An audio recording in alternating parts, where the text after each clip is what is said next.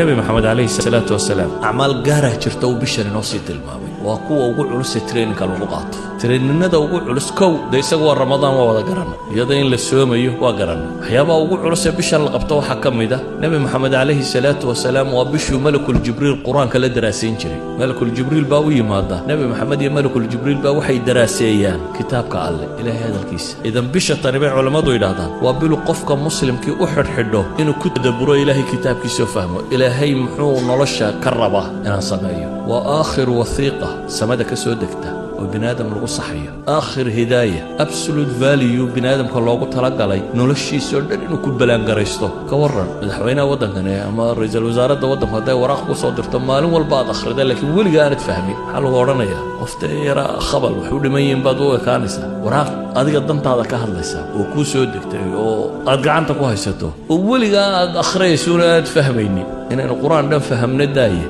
فاتحة إنه فهم وين مالو والبنات الضبية طوان شار أخرين إذا النبي محمد عليه الصلاة والسلام بشوحو مدنان قارسين شري قرآن كي أخرستيس قرآن كي درازينتيس ولذلك وعلماء دي وين إذا مسلمين تاركم دي حتى علوم تكلايلي شري ويشوجين شري إمام مالك ووسو حدن شري حديث كده بقصده ودقايو بعد بشتن علماء بدن با علمي كلودن شوجين شرتي وحي ورين شري بشر وبش قرآن أخرستيس بديان إمام الشافعي وحلا شيء هذا وحنا ننجو هويسنين إنه بيشان لحد جار قرآن كدمين شري صار نقليا إذا بيشاني وحكوال أنا وحلا جيابا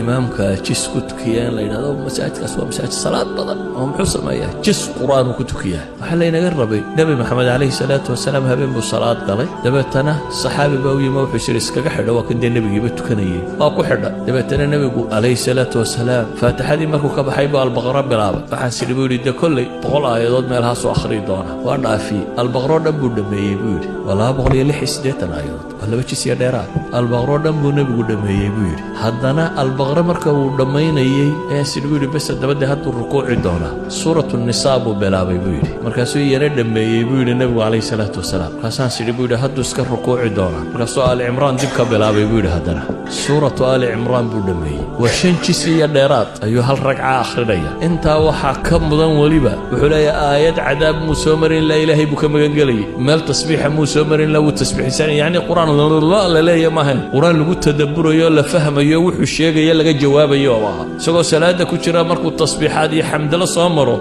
والتسبيح سنه مركو صامره عذابيه وحلميده والهي كم غنغلي مركو نمعيه جنيه وحلميده صامره وربي ويديسني هل ركعوا كتكده هل ركعوا ايوه شنجسيه دheeraad akhrinaya idan nabiga alayhi salaatu wasalaam ramadaantii u dambeysay laba jeer buu la dhameeyay quraanka daraasadiisii uu la dhameeyay kuma malakul jibriil idan bishatani waa bilu qofka muslimkii u xidhxidho warbil ilaahay warkiisa fahmarta rabbi waxa uu ku sheegayo rabbus samaawaati wal ard ayaa adiga kula hadlaya bidaatik dadka quraanka markay akhrinayaan cid kale ka fikiraan cid kale ka fikirin adigu baa ilaahay la hadlaya qof walba gaarkiisa loo la hadlaya waxyaabaha bishatan وآتك وقبل جري النبي عليه الصلاة والسلام ومن المسلمين توفروا وحكم إذا قيام الليل كتراويح ده صلاة ده بدن اللي تكرينا صلاة ده بتصطو يا بالله سفروا وحكم إذا بشتنات كله جد داليه ونبغى سمين جري التصدق صدقات هنا وين إنه نروح عنابين وبدنين إنه تتكوّح نسينا سيدا أوجد أي صحابي يمحولها نبي جوحها مدق بدن ده أصليا بقى النبي عادي سواحد ولقي وحلة ويديه ما يمورن أدوب القياس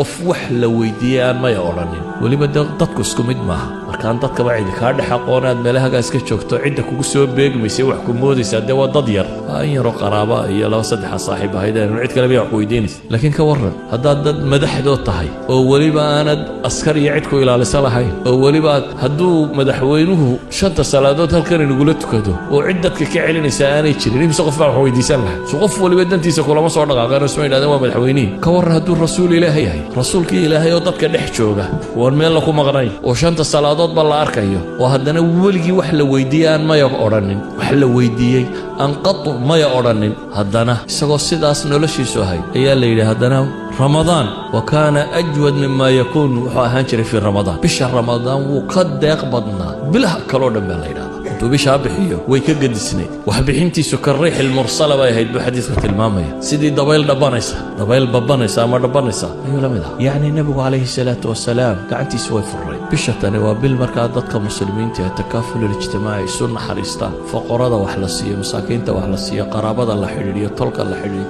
انت والبا وحلسية waxyaabuu nebigu bishan samayn jiray waxaa ka mid ah iyadoo cibaadadiisu ay saa u badanto haddana bisha qayb ka mid ah dunidaba ka sii go'i jiray marka horeba bisha cibaada lagu jiray haddana qayb kaloo bishan ka mida buu ictikaaf wax la yidhaahda samayn jiray 10 maalmood 20 maalmood oo ictikaafa ictikaafku waa maxay waa inuu qofku masaajidka isku xareeyo aanu dib uga bixin ilaa lidaruura inuu ama masquultiga iyo ama cunno la siinayo wax allaaliya wuxuu ka maarmi karo inuu ka maarmo albaabka masaajidka inaanu istaagin oo marka masaajidka gudihiisa maxaa laga qabanaya dadka badhba intay ictikaafka ku soo xaroodaan hurdo uun haddana hurdo looma soo xaroodo dad seexanaysa gurigaaga waad seexan lahayd waxaa loo soo xaroodaa in cibaadada la maximize gareeyo bishii waa sii dhammaanaysaaye 10 dambe inaad goosato markaa the last days baad ku jirtaa 10 maalmood ugu dambeeyana nabigu calayhi salaatu wasalaam uu ictikaafi jiray marka ictikaafku macnaheedu waa maxay xaaraan iyo baabka ka kaalaya mubaaxaadka iyo xalaashii buu ka tegay xataa xalaal ajar looga qorayuu ka tegay oo ajar ka weyn uu raadinayay nabigu calayhi salaatu wasalaam wuxuu inoo tilmaamay ninku gabadhiisa markuu u tago duu xalaal ugu tago ajar baa loo qoraa